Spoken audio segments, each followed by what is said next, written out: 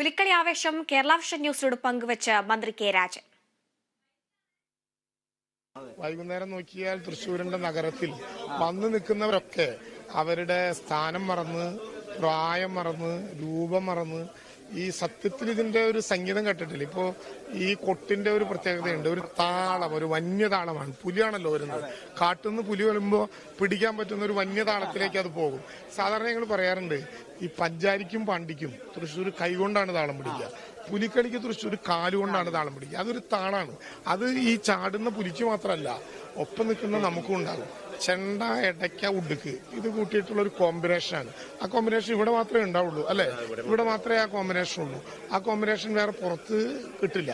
പല സ്ഥലത്തും ഈ ഘോഷയാത്രയൊക്കെ കാണാൻ പോകുന്ന കൂട്ടത്തില് ഇങ്ങനെ പുലിയുടെ യൂണിഫോം ഇട്ടിട്ട്, അതായത് തയ്യാറാക്കിയിട്ടുള്ള ടീഷർട്ട് പോലത്തെ ബനിയൻ ഇട്ടിട്ട് ആളുകൾ ഏതോ കൊട്ടുകൊട്ടി ചാടുമ്പോൾ ഞങ്ങളോടൊക്കെ ചോദിക്കും, എങ്ങനെയുണ്ട് തൃശ്ശൂരിലെ പുലിക്കളി പോലെ ആയിട്ടില്ലേ?